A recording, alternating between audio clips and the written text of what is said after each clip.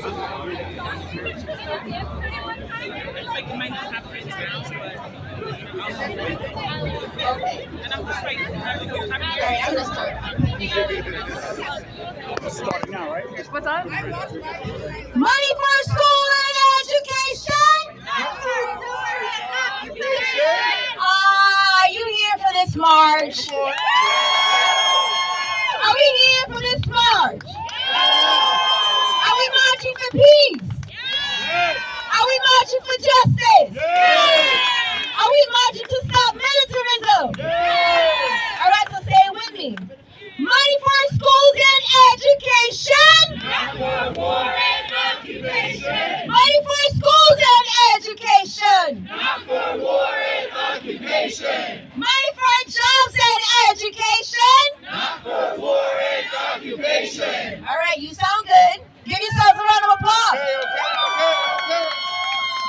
All right, I'm short, so I'm about to go a step higher. Just Eugene, make sure I don't fall. I got you. All right. It's good to see you all. My name is Claudia de la Cruz. All right. I'm from the People's Forum, just a couple of blocks up, and we will be walking there after the march has concluded. I am so honored and happy to see all these beautiful faces, the faces that are truly representative of this country, the working class, the poor, the dispossessed. And we are here honoring the legacy of Dr. Martin Luther King Jr. Yes. We are here to reclaim his legacy and say no to war, no to escalation. The United States is divided. It continues to be divided into two Americas. And there's this reflection of the division of the world. Those who don't have anything and those who own everything. That's right. The majority do not own anything. While the United States military has $900 billion to spare on war. That's right. That's a shame, right? It is a shame. That's a shame, right? That's right. Well, it's giving $10 billion to the war in Ukraine. Shame.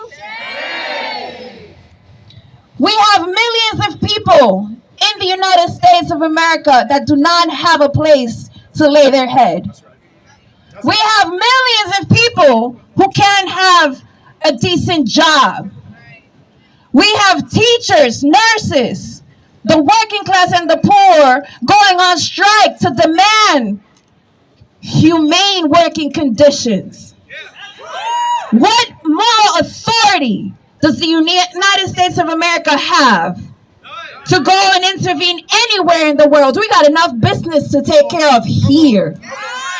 And so we're here to say that not only to the folk over here in NYPD, boo, not only to those that are recruiting our people in our communities, the military, but we are appealing like Martin Luther King did once to the consciousness of the working class, to the consciousness of the masses.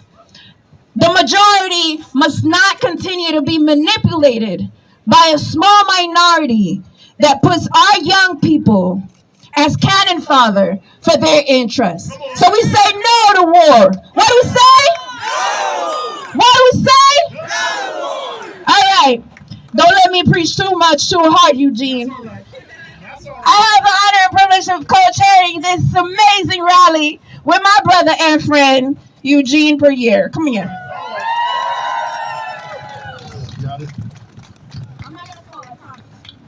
They told me they're turning up the sound so y'all can hear me.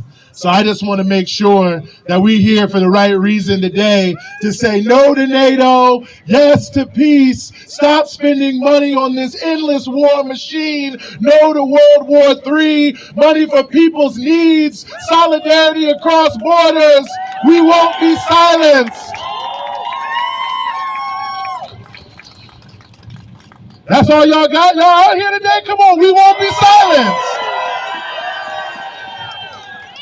That's what I wanted to hear, because as the Reverend Dr. Martin Luther King Jr. once said, there comes a time where silence is betrayal.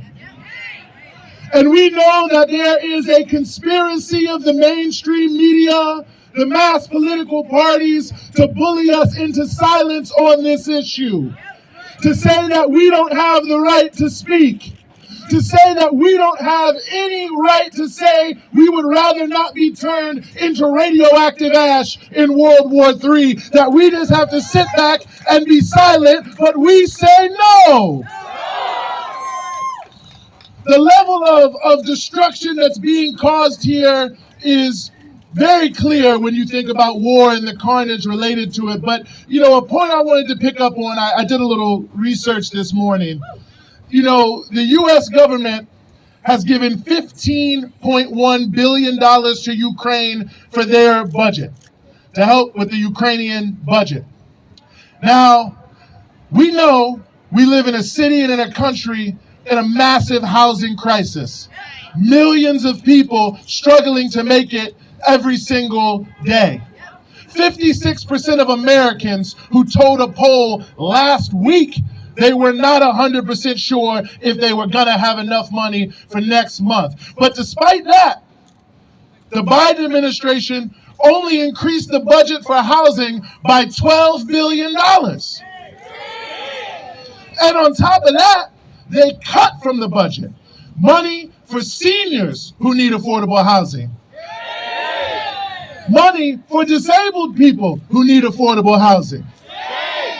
So that means that the Biden administration and Congress cares more about making sure Zelensky can fly to the Golden Globes than they do about making sure our seniors have a safe place to live in a housing crisis in the middle of the winter. Yet they say we have no right to speak. So we're here to say that not only is silence is betrayal, but we're breaking the silence. The war budget must be stopped. The indefinite money to Ukraine must be ended. Not one more dime for war, and an all-out offensive for peace, and to change this imperialist war drive that's going to destroy the planet if we don't stand up and say something now.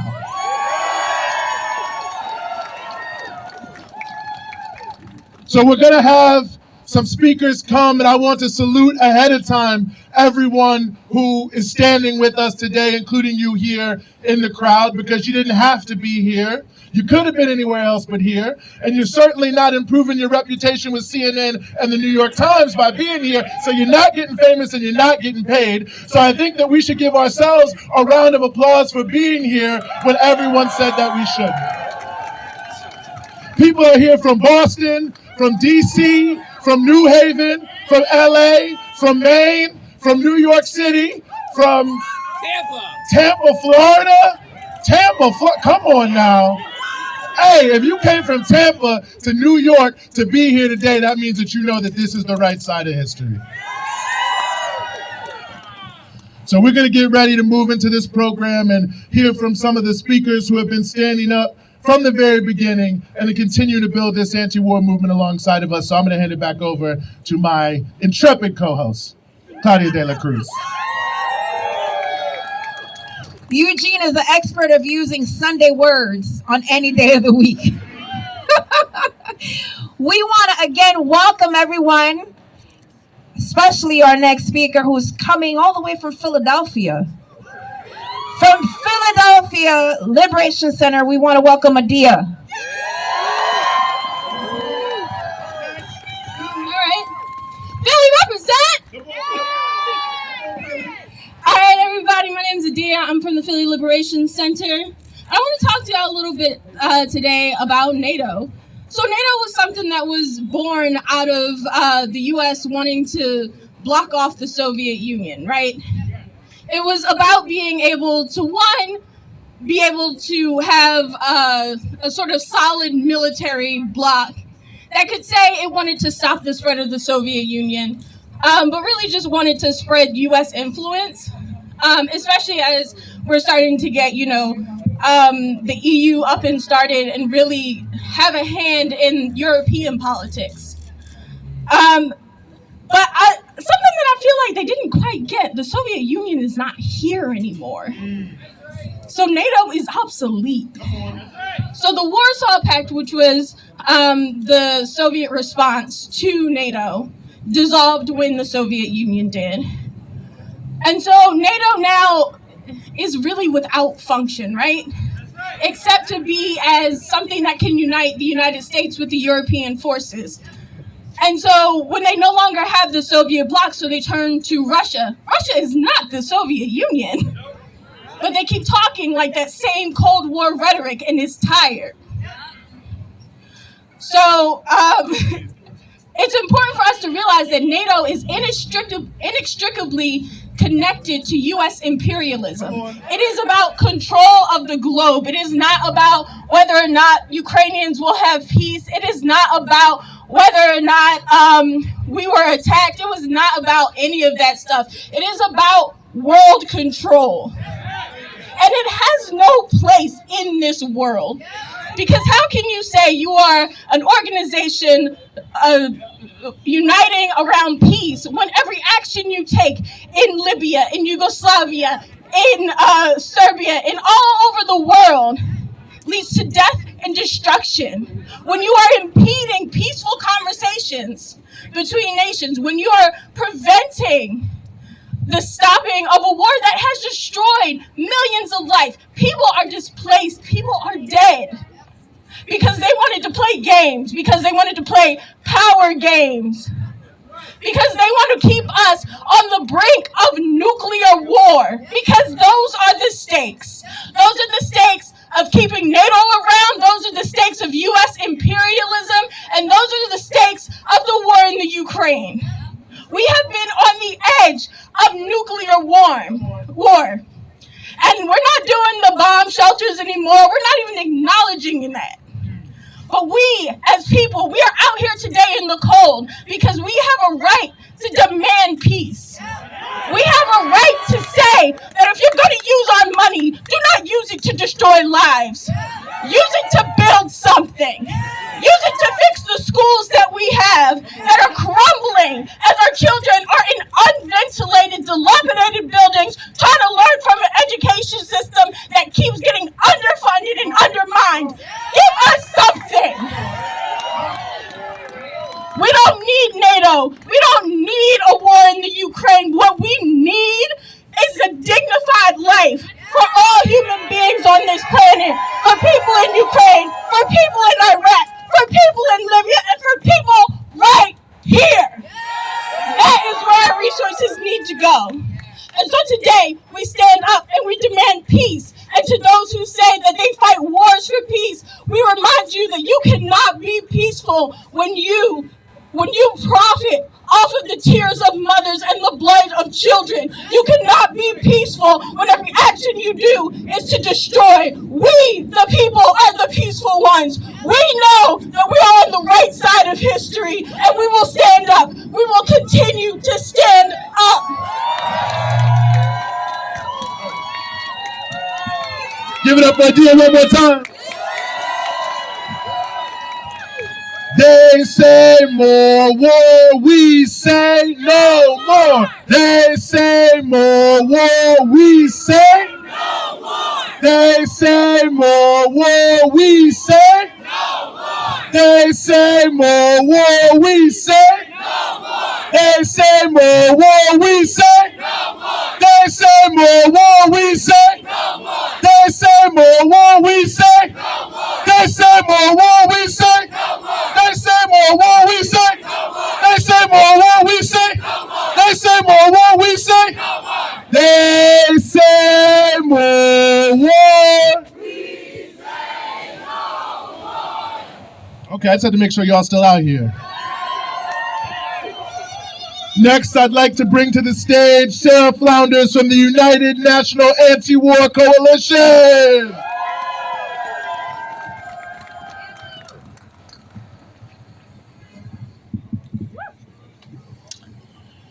No, no, no to NATO.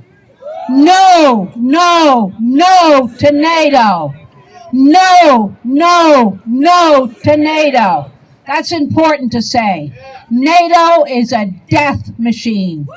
It's a war machine.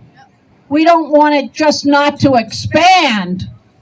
We got to disband it. We got to abolish it. It's a deadly machine. From its very creation, it was for U.S. war, for U.S. conquest. It's always expanded. So it's important not to go backward to demands that earlier generations fought for. Millions of people in Europe demonstrated again and again to say no to NATO, disband NATO, abolish NATO. So that's important when we think of the slogans today. Now, I'm part of the United National Anti-War Coalition, and on the demands of no to NATO and stop U.S. wars, there are demonstrations this week in more than 50 cities across the U.S. That's pretty good. That's pretty good. It means not only here today, but all across the country, people are beginning to mobilize, beginning to speak out at this grand theft. Billions for a new war. Just a few months out of the massive destruction they created in Afghanistan, they had a new war prepared.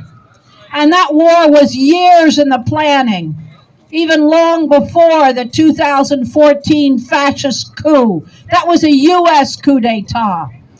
And it was for one reason only, to bring in a fascist grouping to threaten Russia, to begin to bomb Russia and the Russian population of Ukraine, to expand NATO. That's what it's always been about. Now they're doing the same thing today against China. That's what the whole struggle in Taiwan, in South Korea, in Japan. Japan has just doubled its military budget. They'll soon be the third largest military power in an alliance with the U.S. for war on China. So we got to be talking about all these U.S. wars because they're at it constantly. They're planning for it. They move the equipment for it. And our unity, standing together, standing in many actions all across the country, working together and pushing the demands as far as we can go. Because these wars come, the Democratic Party, the Republican Party, they're together. There's one war party. It's got two wings, different social bases, but on the war, they will vote together again and again. And it's only people's movements from below, the grassroots movement, that's going to stop them. So, no to NATO, stop all U.S. wars. Thank you.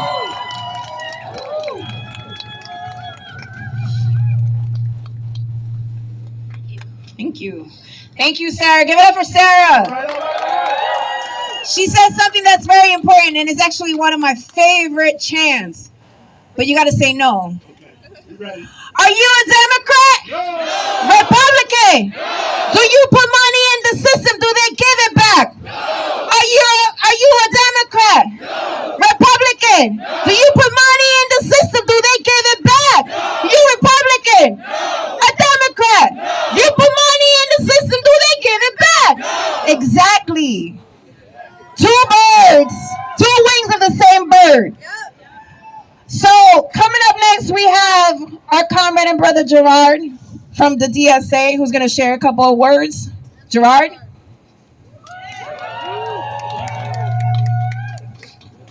Hello, comrades. Thank you for the opportunity to speak today as we honor Martin Luther King Jr.'s anti-militarist legacy. My name is Gerard. I'm a member of the Democratic Socialists of America, currently on the leadership of the NYC DSA Anti-War Working Group and an organizer with the DSA International Committee. I want to speak a few words today about the anti-war organizing that we've been doing. And as someone who grew up in Romania, a short drive to Ukraine, and with family from Ukraine, I felt the personal urgency of needing a real anti-war response to this crisis. Since before the invasion, DSA worked alongside over 100 anti-war organizations against the dangers of rising militarism and U.S. brinkmanship with Russia. In February, DSA condemned Russia's invasion and stressed the need for a diplomatic solution and ceasefire to de-escalate and resolve the crisis instead of just endless militarism. For this, we were relentlessly attacked by every mainstream media outlet and pundit for opposing the war drive and calling out the role of the US and NATO, and by reaffirming our stance for the US to withdraw from NATO and end the imperialist expansionism that helped set the stage for this war. Back then, DSA underscored the need for a global anti-war response, demanding de-escalation, international cooperation, and opposition to sanctions and militarization. Almost a year later, these anti-war calls are as needed as ever, which is why we continue to organize against militarism and coordinate with left-wing anti-war movements around the world. We've seen how these conversations around this war have been weaponized to shut down any dissent. They want to make it seem like anti-war stances across the world are suddenly fringe ideas and that only unquestioning support for endless militarism is acceptable. Last month, Congress passed an omnibus bill with a record high $860 billion military budget, an $80 billion increase from last year, as well as $47 billion in new funds for the war in Ukraine, putting total U.S. spending for the war at over $115 billion. Over $80 billion of that for military spending, making this the largest single-year military spending increase in history. And they want you to think it's treasonous to speak out against it in any way. While the U.S. pours over $1 trillion per year into war and military, living conditions for working class people here deteriorate as they faced high costs of living, healthcare precarity, stagnating wages, police and carceral brutality, and the largest decline in life expectancy in U.S. history. Almost a year after the invasion, people in Ukraine are faced with devastating harm from the war, as well as attacks on their labor and political rights from their own government, and the grim prospects of the coming neoliberal reconstruction schemes. I was in Romania in September and saw the economic impacts outside Ukraine as people in the region and across the world are faced with serious cost of living crisis, severely exacerbated by the war. The conversations I had there were understanding of the need to de-escalate this conflict and avoid a prolonged and expanded war. The people in Ukraine and the war-torn regions also agree on this need for negotiations. As the U.S. is increasing the extent of weapon systems it's delivering to Ukraine, including Patriot missiles and tanks, we are continually faced with the possibility of escalation towards a more devastating war and even nuclear catastrophe. It's crucial for us in the U.S. to speak against militarism, to highlight these roles of the U.S. and NATO that they have played in the conflict, and stress the need for a serious diplomatic efforts to avert catastrophe. If the U.S. wanted, it could negotiate with Russia around its own massive military presence in Europe, such as the new major U.S. military base being built in Poland, 100 miles from Russia's border, able to deploy nuclear missiles, large-scale military deployment and exercises across the continent, and major upgrading of the U.S. nuclear arsenal in Europe. However, we know it benefits U.S. interests to keep this war going, so instead we must organize working-class people to speak out. To build towards a mass socialist anti-war movement, we must all be involved. So I hope you might join us to continue this work, and I thank you all for being here on this cold day. You can find more resources in our organizing at dsaic.org/Ukraine. Thank you all. Give it up for Gerard one more time. They say more war. We say no more.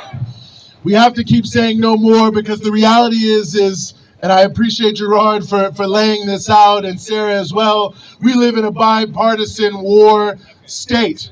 the reality is they may criticize one another. You have Marjorie Taylor Greene trying to act like she's saying something about Ukraine, but she says, don't send the money over there, send it to the southern border and kill those people.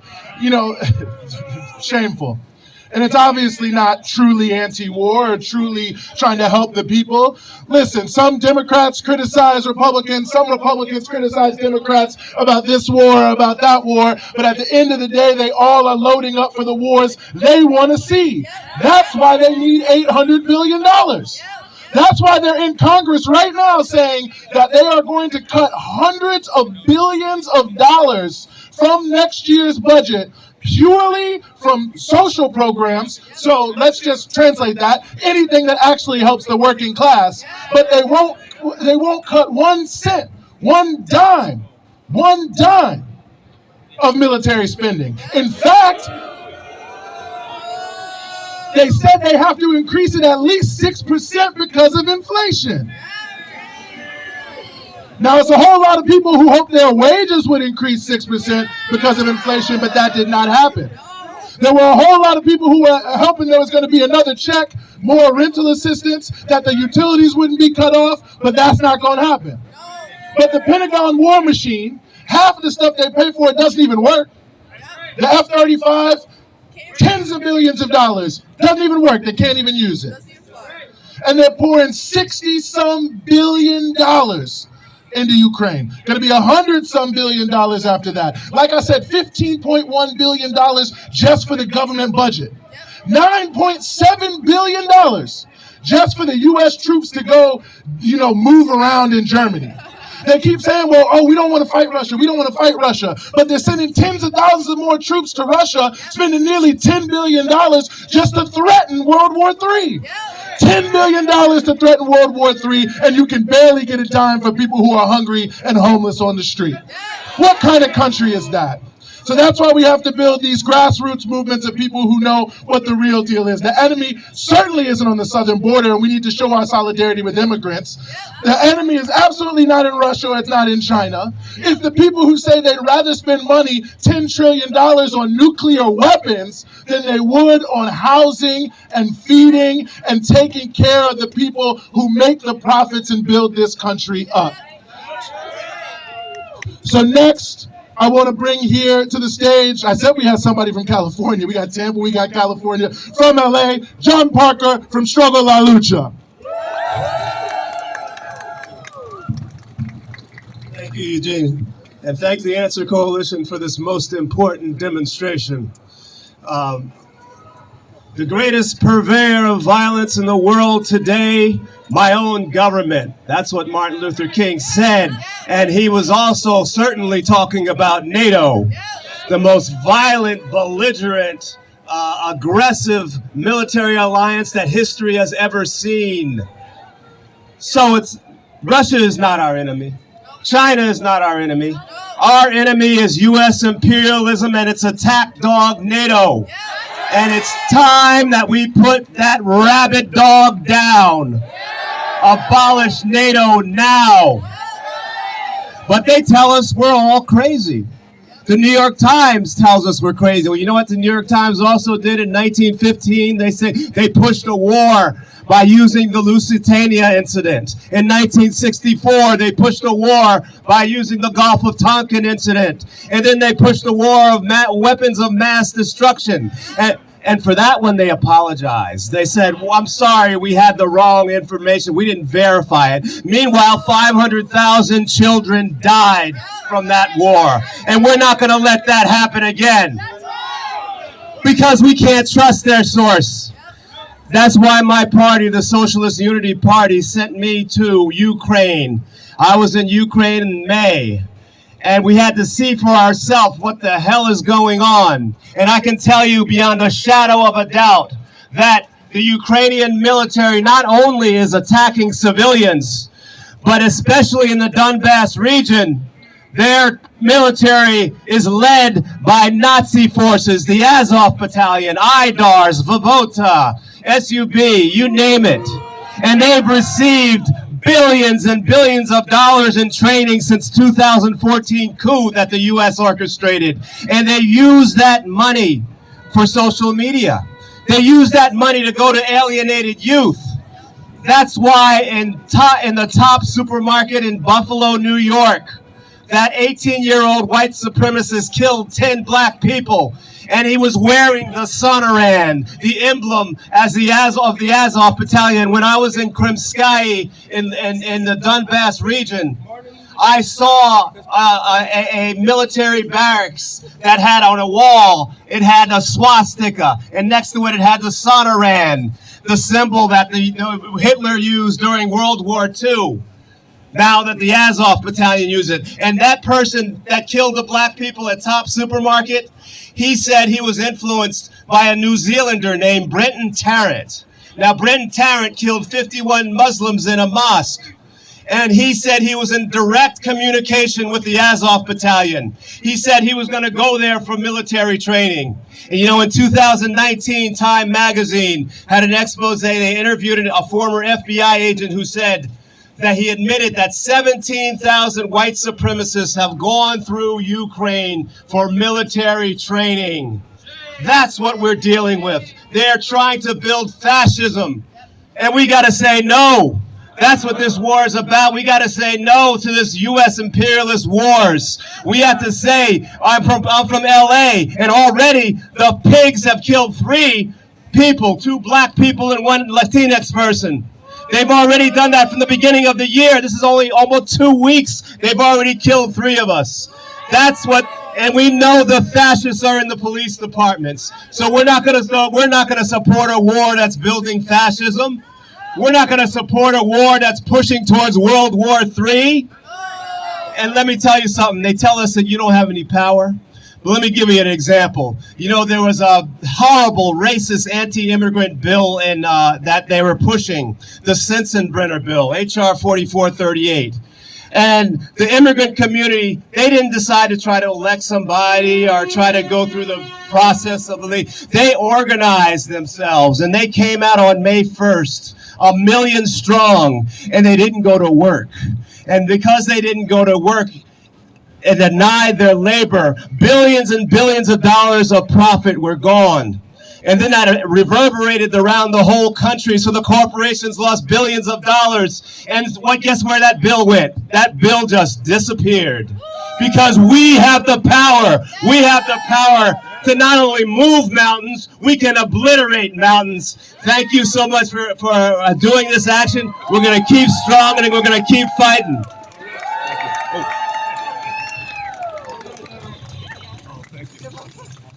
An accurate diagnosis of the problem will lead us to an accurate solution of the problem. Knowing who our enemy is important. War is the enemy of the poor. NATO is the enemy of the poor. AFRICOM is the enemy of the poor.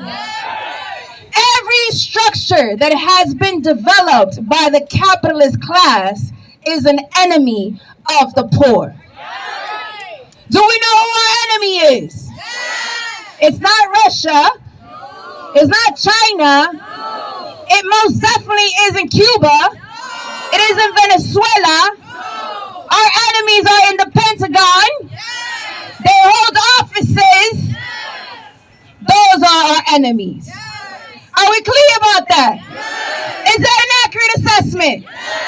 Good. We will efficiently win. The next speaker up is a comrade from Boston, who is Boston's in the house, who is a member of the Party for Socialism and Liberation, and her name is Rachel DeMar.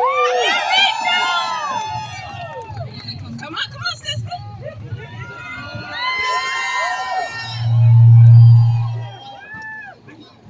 What is peace? Peace is the right to live our lives with universal access to the resources that we need. It's the right to housing, to health care, to education, to tranquility, to live and to thrive. Peace is the right to live without fear. It's the right to move about our lives and our communities safely. It's the right to know that when we need help, we can get it, right? Isn't that what peace is?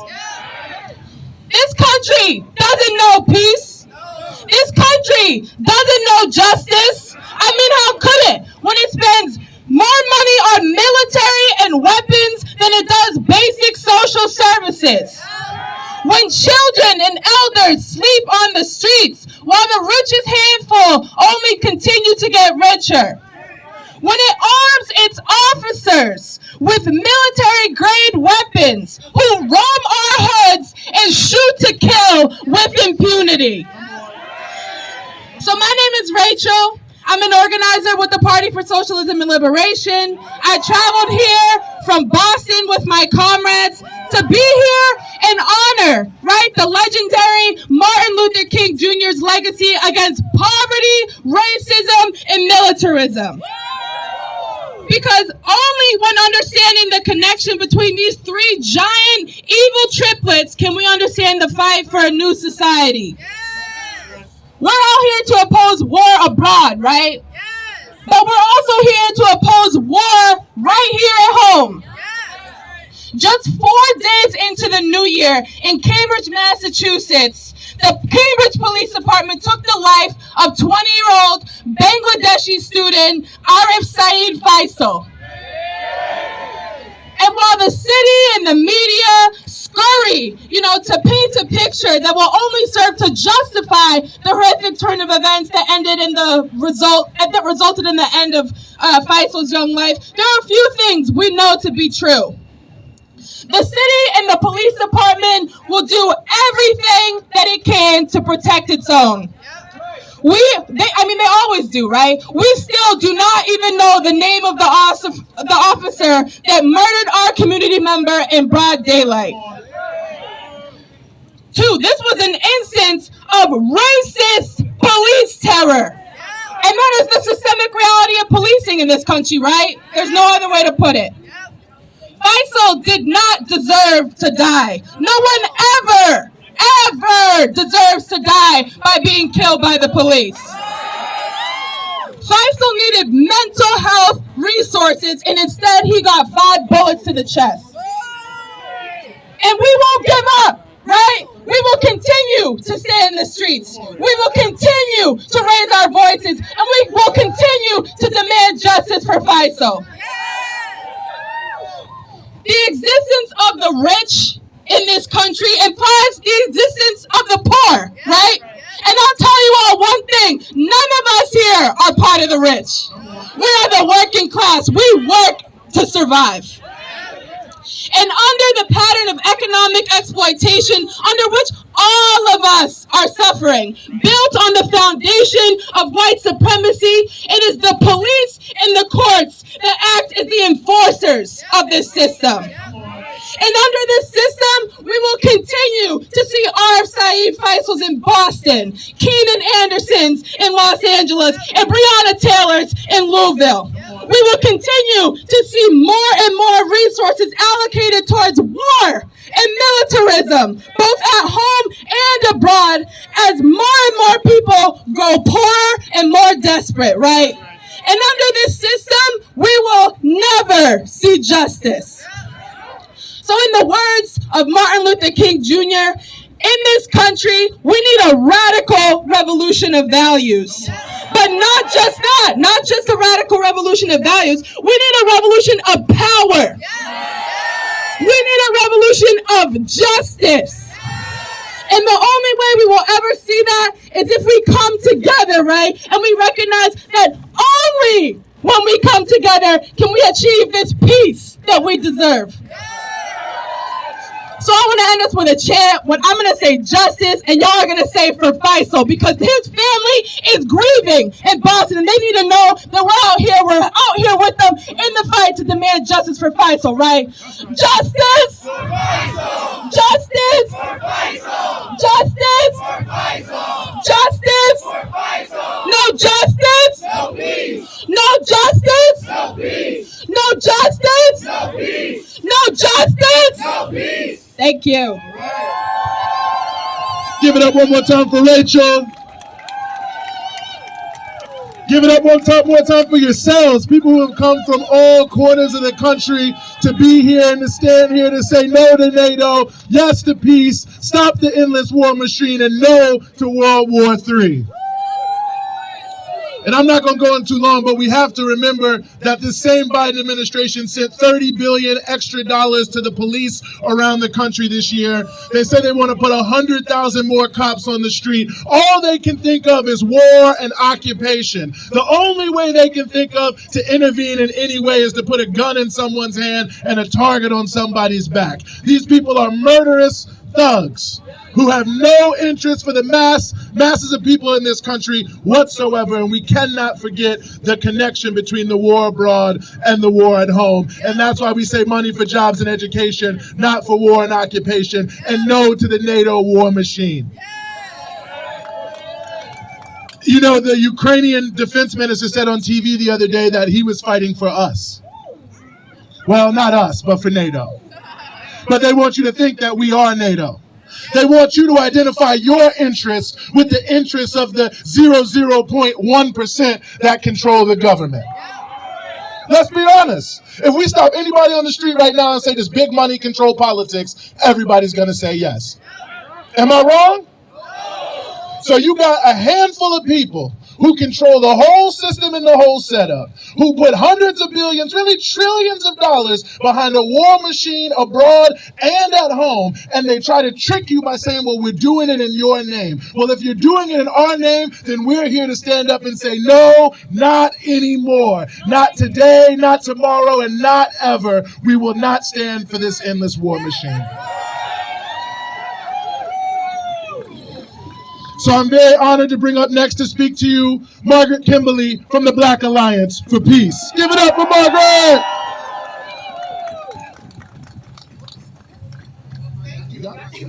Thank you very much. Power to the people! Power to the people! Good afternoon, everyone. I'm here with Black Alliance for Peace. I also wear a hat with United National Anti-War Coalition. We got BAP comrades here. Check out our beautiful sign, US, EU, NATO, Axis of Domination. You know, we use the word white supremacist and we think it only means some knuckle dragger at a Trump rally, but the EU is white supremacist. And NATO is white supremacist. These formations only want domination of the world. These are the organizations that destroyed the state of Libya. These are the organizations that bomb Somalia and that steal assets from Afghanistan, Iraq, Venezuela, Cuba. Who am I leaving out? A ton of places.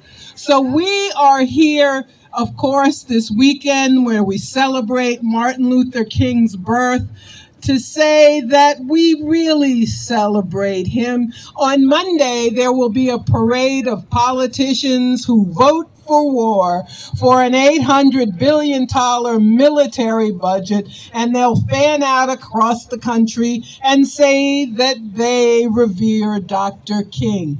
But it was in this city, in New York, April 4th, 1967, a year to the day before he was assassinated, that he broke with Lyndon Johnson, that he said he could not be silent, that silence was betrayal. And that's why we're all here. We are not silent. We speak out against the terrorism of the state. And if we're going to claim to revere King's memory, the least we can do is to be as uncompromising as he was. And that is why we have our formations. That's why the Black Alliance for Peace chose April 4th as the date of its founding, because we are uncompromising anti-capitalist, anti-imperialist, and anti-white supremacist. And I know that you all are too. So this is no time for reformism. It's a dead end. There's no reason to care if the Republicans acted up and it took them 15 times to vote or whatever. It doesn't matter, because actually Biden is happier. So now he can say, I can't do anything. The Republicans run everything. So we know we don't have representation there. We know our struggle is here. Across the country in our communities. And we have to act as King acted, to demand the things that the politicians don't want us to have, but to demand them anyway. So I'm going to say no more war, no more $100 billion to Ukraine, no more gigantic military budget, because the police killings come home because we have a militaristic society. You're not going to have peace at home when you have war in the rest of the world. So I will close now by saying power to the people. Thank you.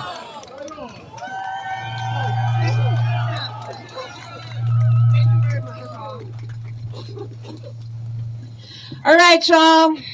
When I say people, you say power. People, power. People, power. People, power. People, power. That's right. We got the power. There's what I see all the Palestinian flags in the back. If there's one thing we know is that the ruling class is clear about their unity. And the United States government has continuously supported the occupation of Palestinian territory.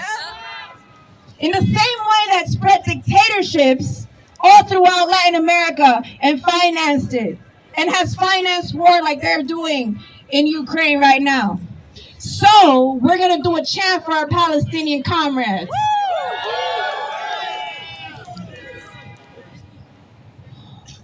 From the mountains to the sea, Palestine will be free. From the mountains to the sea, Palestine will be free. From the mountains to the sea, Palestine will be free. Long live Palestine! Long live Palestine! Free, free Palestine! Free, free Palestine!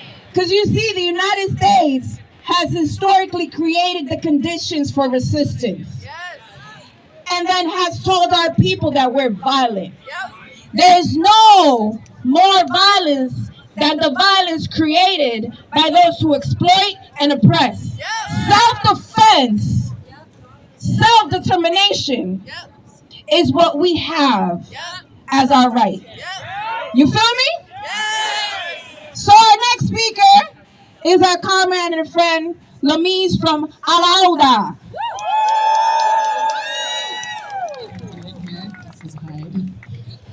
Greetings, and thank you so much for being out here today. We begin by saluting first and foremost our fallen Black liberation leaders, those who languish in U.S. prisons for fighting against the Black oppression, those who are still prisoners of war. We salute Martin Luther King and Malcolm X, and Sundiata Acoli and Fred Hampton, and all Black liberation activists.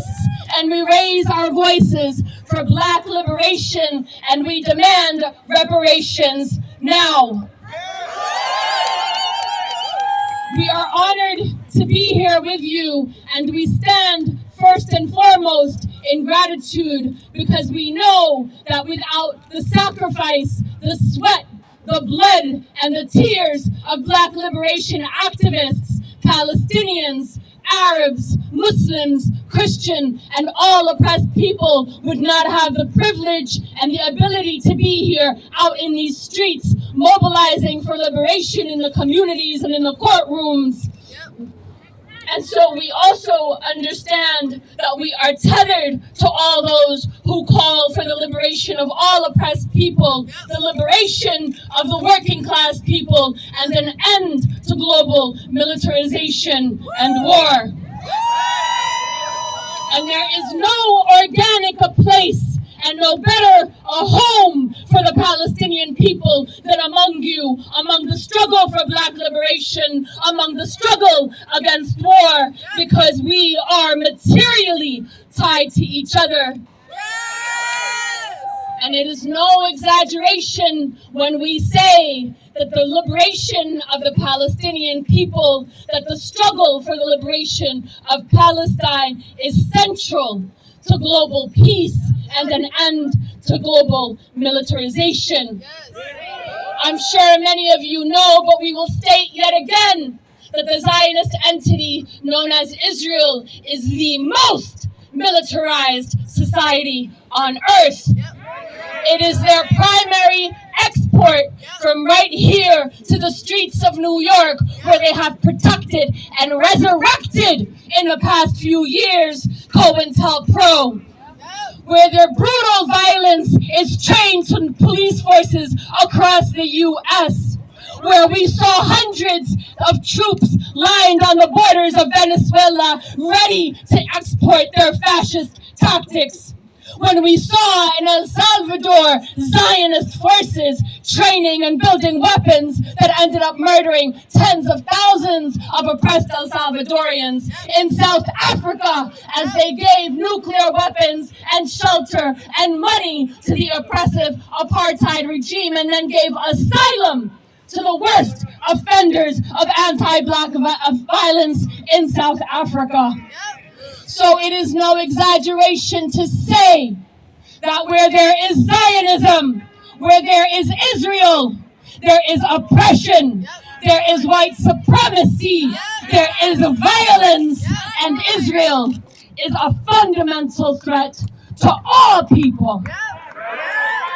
And so it holds true that reciprocally, Palestine and Palestinian freedom fighters are fighting for global liberation. Yes. They are fighting for global peace, yes, for global morality, yes, and for global progress. Yes. And so the chant of Palestine will be free from the river to the sea. The chant for one liberated Palestine through all occupied and colonized lands is the rallying call for global liberation. Because Israel is not simply the exporter of global violence and a key cog in global militarization, but it is a safe haven. It is a womb reproducing all of that from which the world suffers. And so we take this moment in this honestly, and we must admit, very difficult, painful time in Palestine, when Palestinians are literally being suffocated and murdered in silence. This period of global struggle, and we are tethered to you materially, where people are tired and fatigued, and we ask you to honor our brothers and sisters who are being murdered just this morning and yesterday and tortured in Zionist dungeons, and we ask you to raise your fists and honor Palestinian freedom fighters. Long live the Palestinian resistance! Long live the Palestinian resistance! Long live the Palestinian resistance! And we ask you, because we understand that for everybody individually and collectively, these are challenging times. But because we know that materially, politically, and ideologically, there will be no global peace without Palestinian liberation, that you dig deeper, that you raise the Palestinian flag higher when it is banned inside of Palestine now, and that you raise your voices wherever they may be to demand the dismantlement of apartheid for genocide in Palestine, the dismantlement of all forces of colonization which threaten the world, that you also demand a blockade and a sanction against the Zionist entity, that you demand that all Palestinian freedom fighters in Zionist dungeons are liberated, that you demand the liberation of Palestine from the river to the sea. And we know that though these are absolutely trying times for all of us, that you remember that individually and collectively you are powerful. That you remember that no wall is too high, no ocean too wide, and no oppressive power too great to defeat the united will of the people, united in one voice. May you all live long and free. May you all live long and free. Free, free Palestine! Free, free Palestine! Free, free Palestine! Free, free Palestine! Long live Palestine! Long live Palestine! From the river to the sea! From the river to the sea! From the river to the sea! From the river to be free!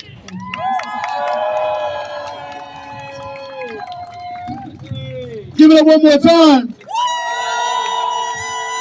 Free, free Palestine. Free, free Palestine! Free, free Palestine. Free, free Palestine! You know, that chant, I just want to say, has been reverberating around the world today. And I think it's important that we remember here in the spirit of Martin Luther King, other freedom fighters. And for those of you who are soccer football fans, you know today was the start of the African Championship in Algeria. It was opened by the grandson of Nelson Mandela, who noted that we had to continue to fight for the freedom of Western Sahara, the last colony in Africa, and the freedom of Palestine, and that none of us in Africa or around the world could be free unless Palestine was free. So from Algeria to Times Square, we're here to say free Palestine today. And I think it's important to recognize that because we're constantly told this, that, and the third about who is supporting what vis-a-vis Ukraine. Well, the important thing you need to note is that our slogan here today, No to NATO and Yes to Peace, is agreed to by essentially every other person around the world. No country really outside of the US, Europe, and Japan is agreeing to cooperate with the sanctions on Russia. Almost every African nation has voted against or abstained in every vote in the United Nations designed to condemn Russia. Now, if basically all the people in Latin America, Africa, and Asia are saying this is a terrible idea, NATO is responsible, or at least as responsible for this conflict, and it has to end now, I would say we're in some pretty good company. So when they tell you that you're isolated, tell them that you can't be isolated because the people of the world stand behind you. In South Africa, they agree with you. In Brazil, they agree with you. In Sudan, they agree with you. In India, in Bangladesh, in China, everywhere. You aren't isolated. We aren't isolated. We stand with the billions of people who make up the majority of this planet. We stand with the billions of people who make up the majority of this planet. And that's why we're here to raise our voice to say no to this NATO war machine, no to the endless drive to World War III. We won't let the earth be turned into radioactive ash. We won't let people continue to be destroyed. We aren't cynical. Unlike the people in the White House, we don't want to fight to the last Ukrainian. They're happy to give as much weapons and money as they can. All you got to do is listen to them. Blinken says, well, it's going to end in negotiations.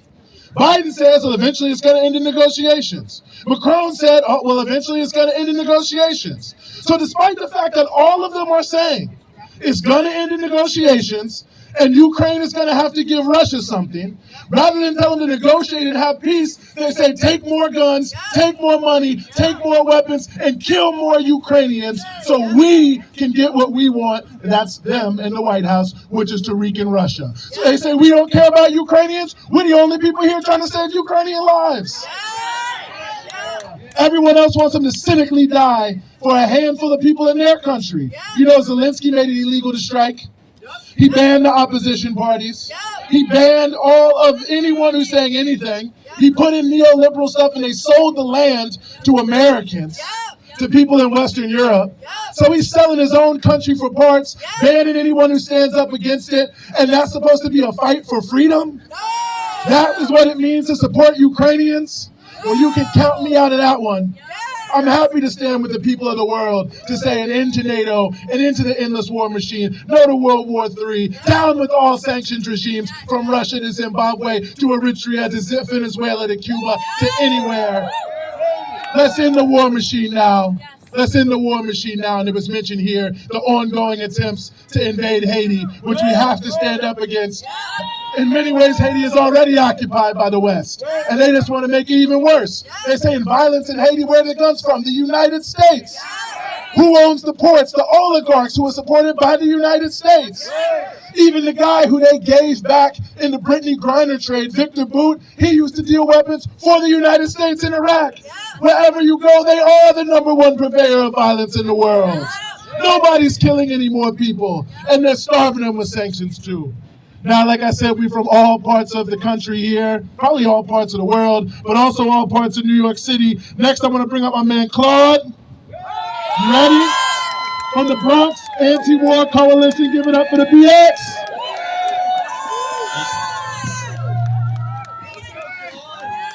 Peace, everybody. You know, when I was making my way over here, I was thinking of this quote. It says, anything that can be destroyed by truth should be. And we are out here telling the truth. And they don't want us to.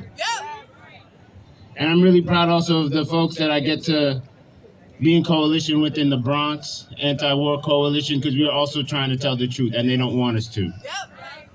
And what's happening here is just a smaller microcosm that's happening around the world. And I'm also a member of About Face, Veterans Against the War.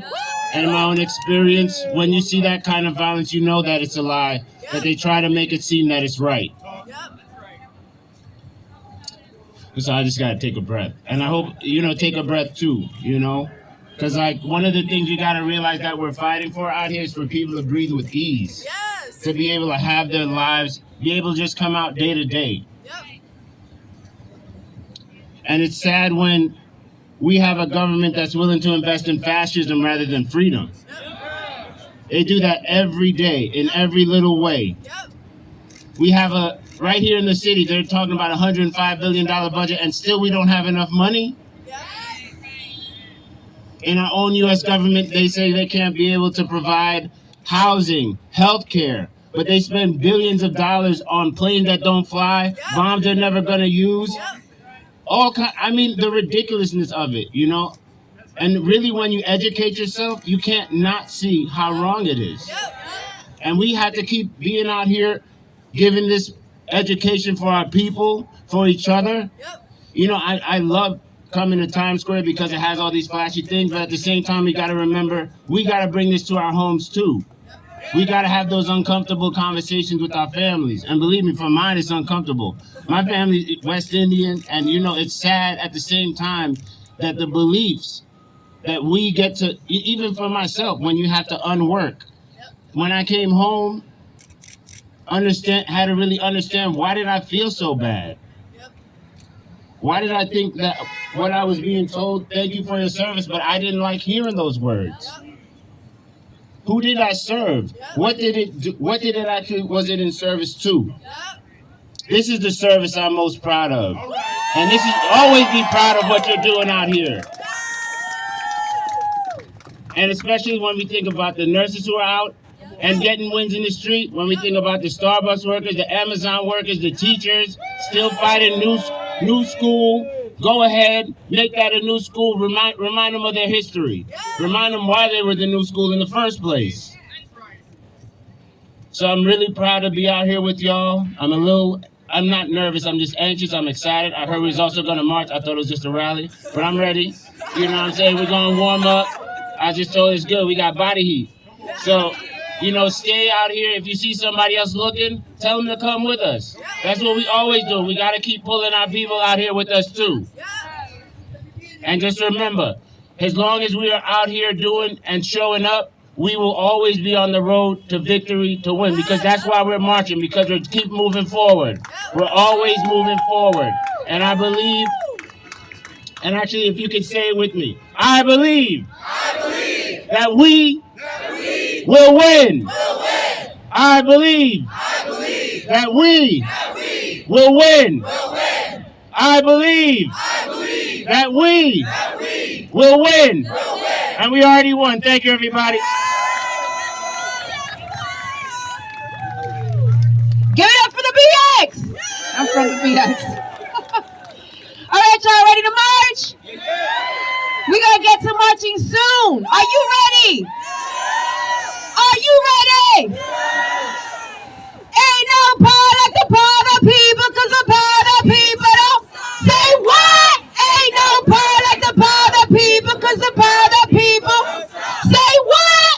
Ain't no power like the power of the people, because the power of the people don't stop. Say what? Ain't no power like the power of the people, because the power of the people. All right, y'all. Let's get that energy up. Look at the person next to you and tell them we already won. We already done one. All right, y'all. So our next speaker is a comrade, Khadija from CPUSA. Give it up for Khadija. She only looks shy, but she really not.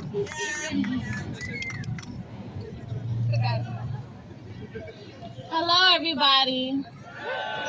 I'm going to read a quote that MLK said, which was, capitalism has outlived its usefulness. He understood that. They try to paint him these days as a fuzzy Negro teddy bear, but he was nobody's non-violent teddy bear. He was a revolutionary. He was a fighter. He was a worker. He was for the people. He stood with the people. And I'm here today on behalf of the YCL to let you know that MLK stands in this revolutionary history, and we cannot erase that. He has been co-opted by liberals, saying that he is nonviolent and that's all his history is. But he stood with Malcolm. He stood in that history. So we have to remember that we cannot allow the right and the liberals to co-opt MLK. He's ours. He's our revolutionary. And he understood the ills of capital. He lived in the ills of capital. Every chance that he had, he spoke to that. And he understood that, and he let everyone know that it was around him, that capitalism has outlived its usefulness. And we need to understand that capital is not going to save us. We only have to save ourselves. So today, I'm here to just let you know that MLK is a revolutionary. It's freezing, and what is going to happen with the heat these days, we don't know. Because Ukraine, Biden, and the rest of these people, they are letting people freeze to death all over this country and abroad because they don't care. We need to save ourselves and we need to save our people. They don't give a damn about the people of Ukraine. They don't give a damn about all these other wars that they're starting all over the country, all over the world. In Africa, wars that people have forgotten about and that people don't talk about. Talk about those wars before you want to talk about Ukraine. So let's answer that and let's speak to that. Let's hold the Biden administration accountable. They are not useful. Let's hold the right accountable. That's right. Let's stand in the history of Harry Haywood, and let's stand in the history of MLK, because he's a revolutionary. And I'm here to say, not the fucking day.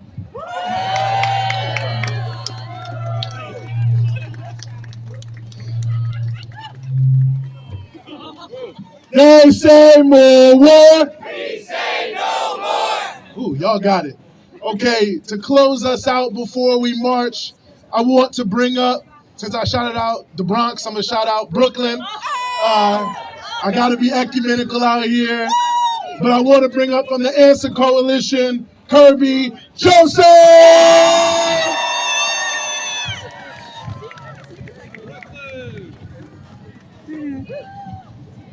Can we move in a little closer?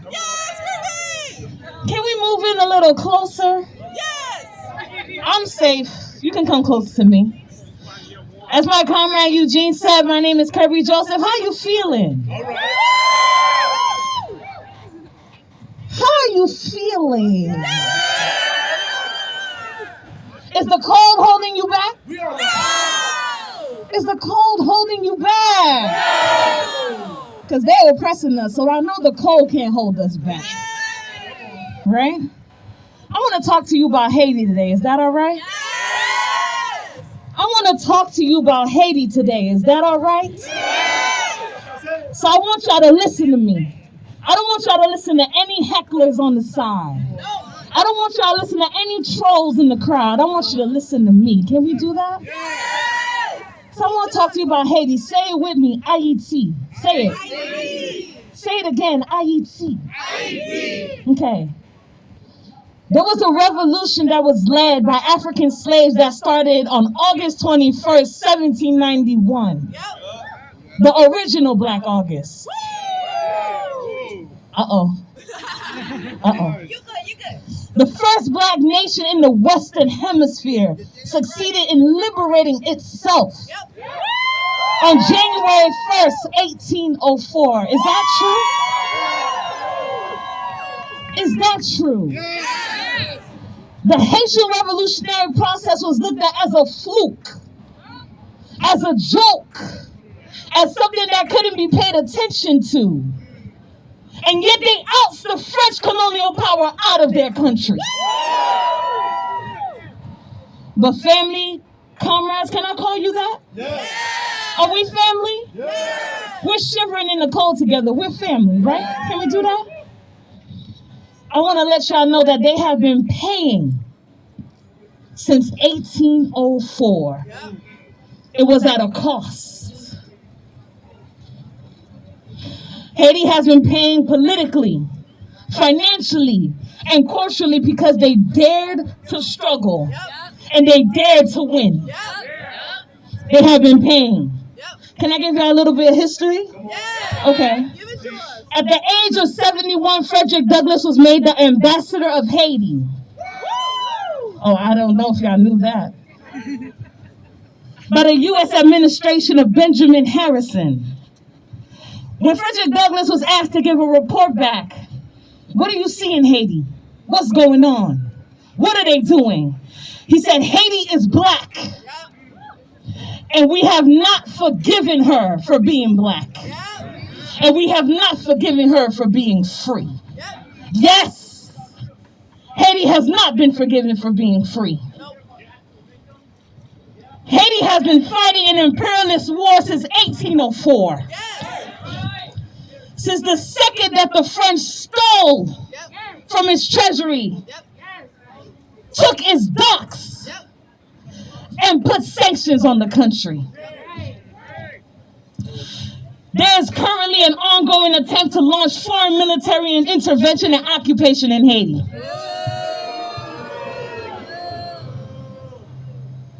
For the past 40 years, Haiti has seen 2 coups, 3 dictators, 2 foreign military occupations, multiple death squads, 4 fake-ass elections, 1 presidential assassination, and a range of exploitative trade deals. For the past 40 years. And let's talk about the farce aid that the same imperialist forces of France and the United States and Canada has used to destabilize Haiti in the first place. You destabilize it, but you want to talk about helping her. You cripple her, but you want to talk about helping her. You sanction her, but you want to talk about helping her. You take away her democratic elected president, but you want to talk about helping her. They want to talk about their helping the people, but Haitians don't need their help. But let me talk about their help. They ousted Aristide in the early 2000s. The United States, France, and Canada called their own little meeting to help without any Haitian people at the table. So much for self-determination or whatever. They said that they will give Haiti financial support, $410 million in the form of loans. In the form of loans. Then we have our comrades in Cuba and our comrades in Venezuela that provide grants and resource aid that is constantly stolen by puppet regimes that are put into power by this system. We're not listening to any hecklers or trolls, are we? Because we're talking about Haiti, is that right? We know that anywhere where there's oppression, there will always be resistance. We know that. So no matter how many blockades and embargoes that are put on Haiti, the people have been rumbling. The people have been stomping. The people have been singing. The people have been dancing day after day after day. And I want to talk about people, I'm talking about the workers. When I talk about people, I'm talking about the teachers. When I talk about people, I'm talking about the oppressed, the marginalized, the Lekovec that are sitting here and day after day take the streets and say, no, you won't. And say, no, you won't. They're making it very clear. I want to make it clear to all of you. We're not here to talk about Haiti being underdeveloped. That's not real. That's a myth. Haiti has been disabled by imperialism. When you talk about Haiti, speak correctly. Watch your language. I know there's folks here that love some jargon, so speak correctly when you're talking about Haiti. Haitians by the tens of thousands take the streets every day. I don't see that on CNN. Haitians in Haiti take the streets and mobilize and say we're hungry. We're not doing it anymore. They say we're homeless. Where's our money from our comrades? They say we want the UN soldiers out. We need no help from any imperialist force. We can do it. We don't need you. We did it in 1804. We're going to keep doing it. Now, I want to say something else for folks who want to call themselves comrades and radicals and internationalists. Because that's what we need. Haitians don't need your pity either. We don't need your prayers. We need your struggle. We don't need your sad faces. We need your resistance. We don't need your poor thing. We need you to organize. Can you organize? We're calling ourselves organizers. Is that correct? Can you organize? That's what Haitians need. That's what Haitians need. True solidarity. Can we do that? True internationalism. Can we do that? Can we do that? Because war here is war abroad. Isn't that right? Whether there's soldiers being overtly violent or not. Is that right? Haitians need the war machine and capitalism to be destroyed here. You want to help Haiti? Disable capitalism. You want to fight Haiti? Abolish the Supreme Court.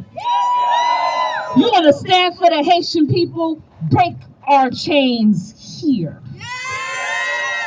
Are we chain breakers? Are you a train breaker? I don't want to talk to no line crossers. If you're crossing lines, don't chant. Are you a chain breaker? Are you a warrior for the world? Are we not citizens of the world? I want to give you some more history. Who know who Simon Bolivar was?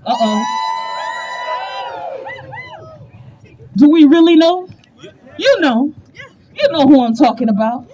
Did you know that he had to go to Haitian militants during the Haitian Revolution and demand supplies so he can reach out to his people? Do y'all know that?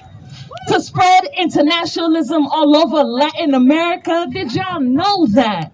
That is the history of Haiti. That is the internationalism of Haiti. So when we're talking about Haiti, we're talking about comrades that have solidarity for us. So we have to have solidarity for them. Now, can I tell y'all a little proverb in Creole? I don't need you to repeat it. Don't try.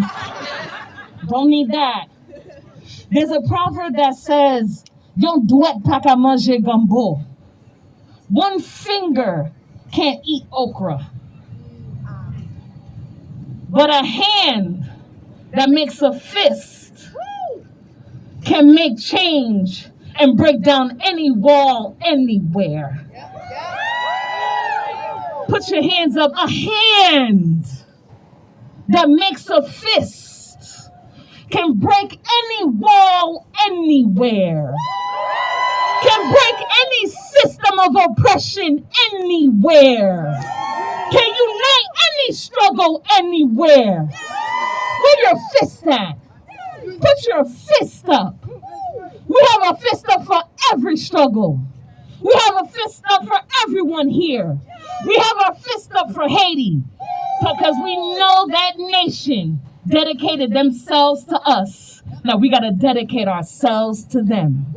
If you are talking about the anti-war struggle, Haiti must be in your conversation. If you are talking about the Black liberation struggle, Haiti must be in your conversation. If you are talking about the Black radical feminist tradition, Haiti must be in your conversation. Because when we marched, Haiti thought of all of you. We are our ancestors' wildest dreams realized. And only through struggle will we make all their dreams come true.